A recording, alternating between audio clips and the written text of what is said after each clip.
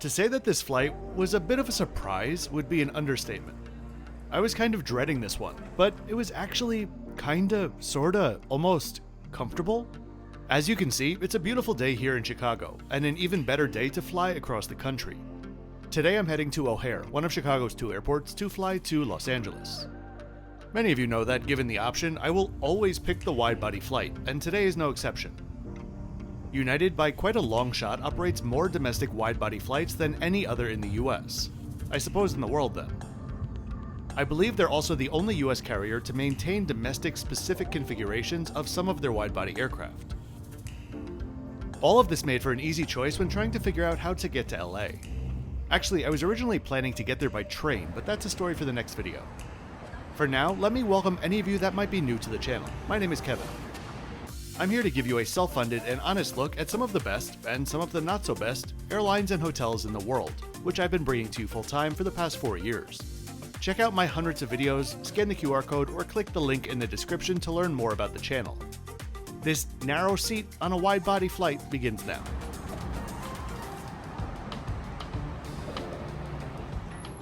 I grew up in North Jersey, and for all of my childhood, Continental was my hometown airline. For many of you, that alone will explain why I haven't been a big fan of United over the years. The United-Continental merger swallowed up everything that was good about Continental and leaned into everything that was absolutely crap about United. The check-in process for the major airlines at their hubs in the US really is automated for the vast majority of travelers these days. If you need to check a bag, you'll have a few moments with human contact, but otherwise there's really no need. All of this kinda made possible by the fact that you can carry on a suitcase full of lead if you choose to, and no one is going to care in the slightest. So there's no need to tag and police carry-on baggage based on weight. Once through security, the airport is actually kind of pleasant. Perhaps because it's such a nice sunny day and there are skylights literally everywhere. The United Terminal, where we are now, was designed by Helmut John and was built in 1987. I need to head to Concourse C, the satellite for today's flight. While American Airlines also operates a hub out of Chicago, United dominates the airport with over 11,000 flights per month, compared to American's 8,000. There are 4 terminals at O'Hare, each hosting their own specific airlines. But that is by no means the most interesting thing about this airport. That would be the sheer scale of it, and the fact that it has 8 runways. O'Hare is the only civilian airport on Earth with 8 runways, and further, the only airport on Earth capable of a quadruple parallel landing, though it is rarely used in practice.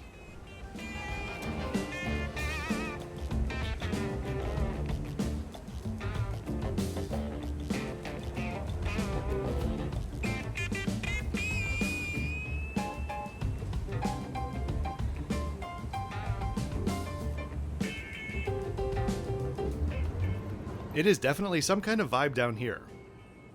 It feels like what I imagine the Home Depot paint sample section would feel like if you were tripping acid while you were there. If you're enjoying the video and would like to support the channel, there are many ways that you can do so. A quick like on the video and subscription to the channel does help the videos with the algorithm. You could join my YouTube channel memberships to earn early access to some videos and access to all of my community posts. Or you could check out my Patreon where I post the most and can help you out with any travel related questions. Whatever you do, thanks for doing it.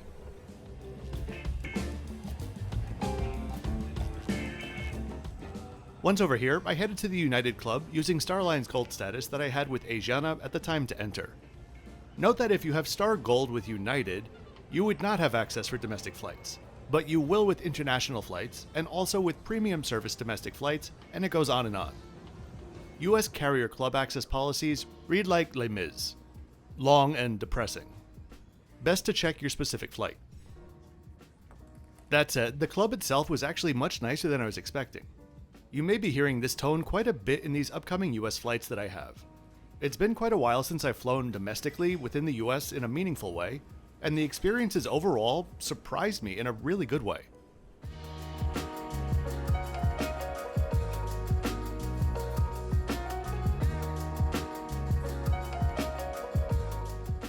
With all of these domestic segments coming up, here's a way just to compare the 9 airlines which I have already on the channel or will be coming very soon. The majority, but not all, of the domestic carriers.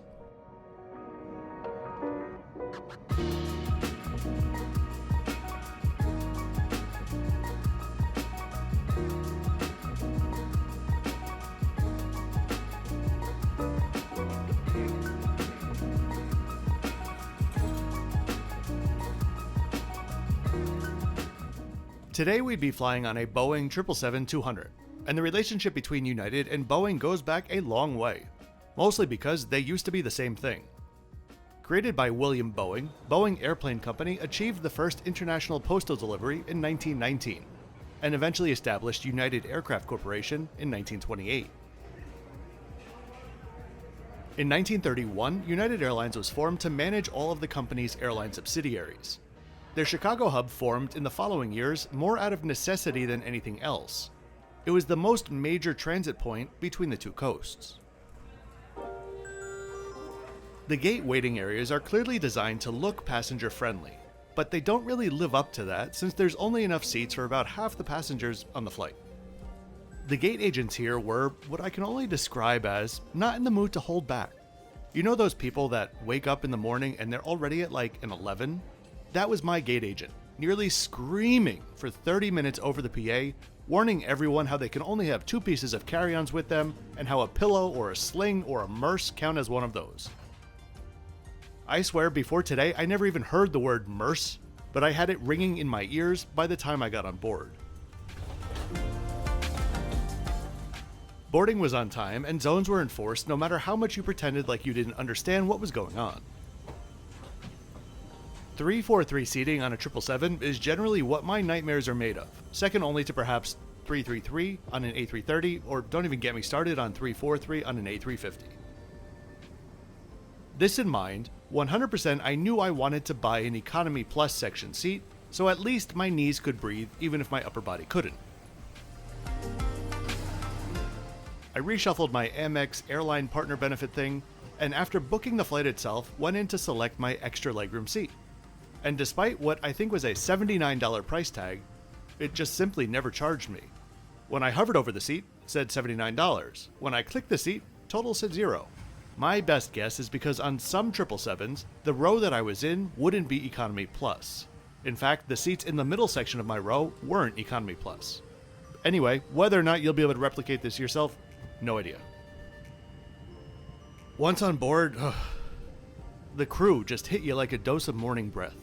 It was all business, and frankly, I don't even blame them because people just act like here's the thing. You're driving a car. How often do you park your car in a parking space that is physically smaller than your car? Probably not too often, correct? So, how are there so many people that think that pushing their jumbo carry-on bag harder and harder and harder will magically make it fit? It almost makes me sympathetic to the morning breath crew. The seats are definitely narrow, but felt wider than Emirates since these seats are newer and have smaller armrests. The biggest plus besides the legroom though was the sculpting of the back of the seat. It was surprisingly ergonomic, and although it didn't look like much, it was really comfortable for what it was because you could kind of settle into the back of the seat. There was depth to it. I don't know what I'm saying. I explored the seats some more and the safety video began, followed by our taxi to the runway.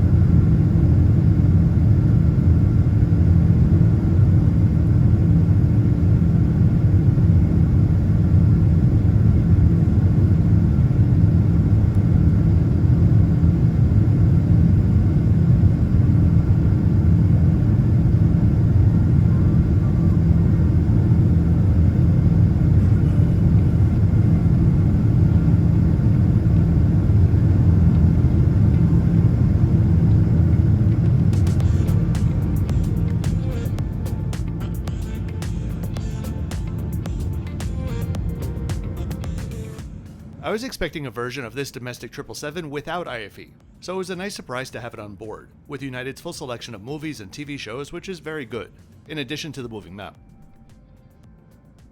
The Wi-Fi available is also priced as it should be. Messaging and stuff like that is free, and for the full flight, unlimited Wi-Fi, $10.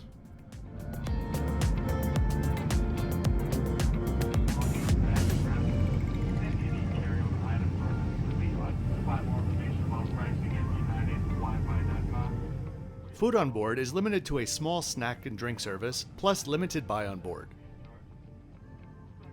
My biggest critique on board, and this is not just limited to United on domestic US flights, is that there's no actual fresh food. There are 3 different snack boxes, or a burger, a pasta dish, or a fruit and cheese plate. Like, can we not just get one thing that's green? Apparently not, because this series became like the snack box series.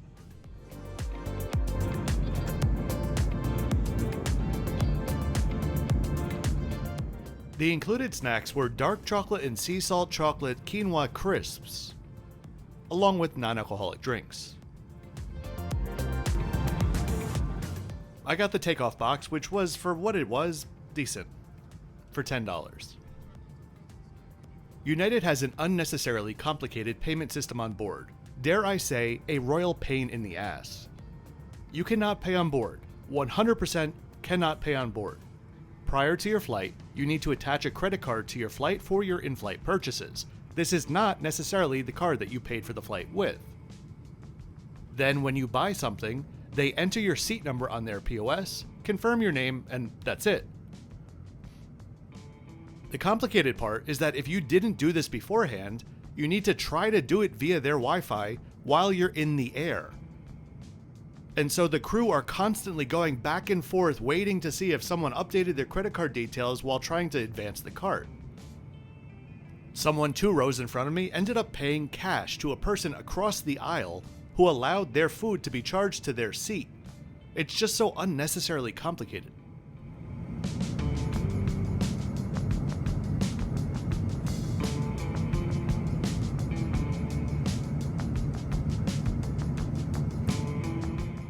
Flying over land on a clear day really is one of my favorite things to do on Earth.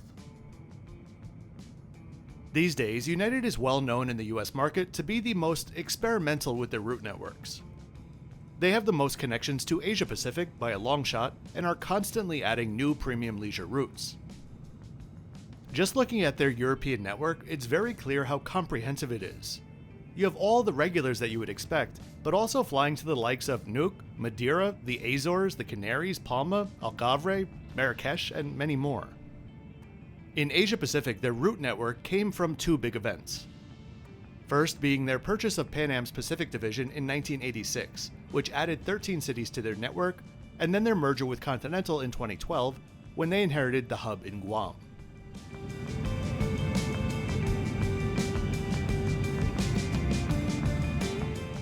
Around 3/4 of the way into the flight, we had a very cool view as we flew directly over the Grand Canyon.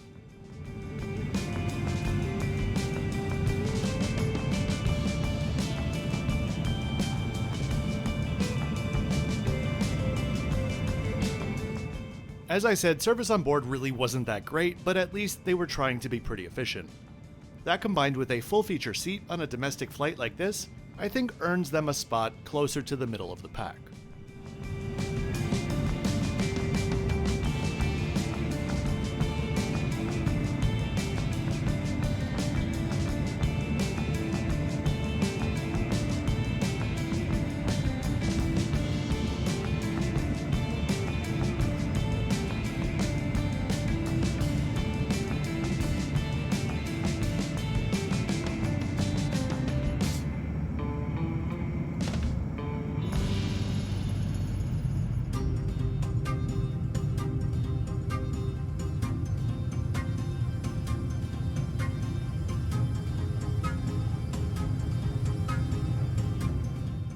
From Arizona, we had a more or less straight shot into LAX.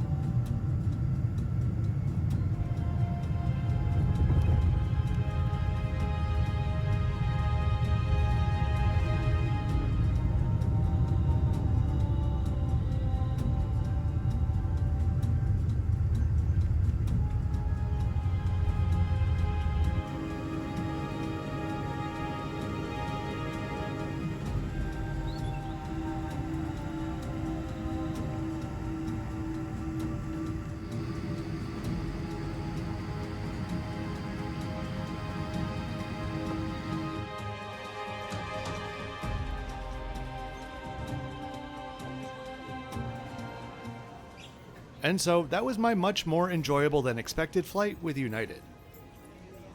Now I'm going to go drop my stuff at my hotel and go plane spot for the rest of the afternoon.